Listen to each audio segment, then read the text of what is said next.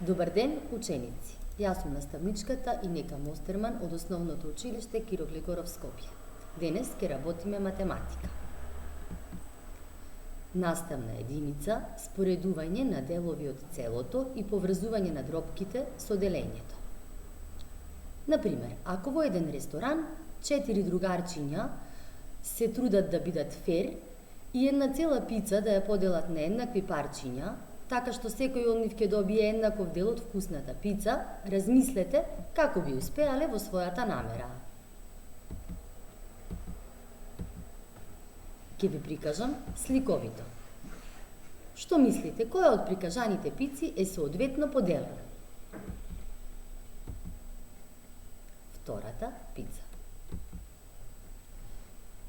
За да успеат, тие се потсетија на дробките кои представуваат дел од едно цело, односно од една целина, и со нивната помош точно си ја поделија пицата.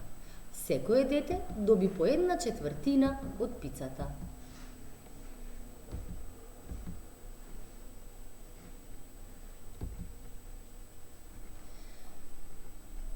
Дробките ги сретнуваме секојде околу нас и често ги користиме во секојдневниот живот.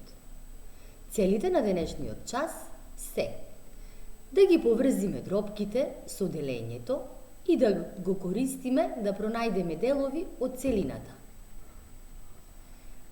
Да го разбереме делењето како групирање или како споделување.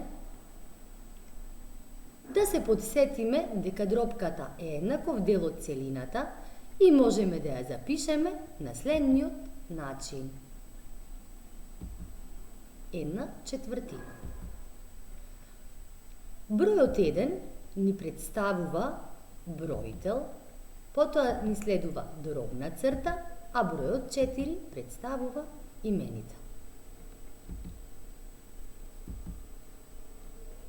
На овој начин целината ја поделивме на 4/4.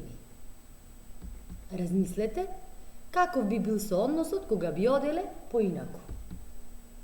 Задача број 1. Во училишна библиотека пристигнале 20 нови книги, од кои 1/5 имале корици во сина боја. Колку книги со сини корици пристигнале? Пристигнале 4 книги во сина боја. Одговорот знаеме дека е точен кога бројот 20 ќе го поделиме со именителот, така што 20 поделено на 5 е еднакво на 4. Задача број 2. Во една кутија има 15 моливи. 2/5 од нив биле црвени. Колку црвени моливчиња има во кутијата? Во кутијата има 6 црвени моливи. Одговорот знаеме дека е точен кога бројот 15 ќе го поделиме со именителот и ќе помножиме со броителот. Така што следи 15 делено на 5 по 2. Знаеме дека 15 поделено на 5 е 3, 3 по 2 е еднакво на 6. И за крај, една игровита активност со дробки.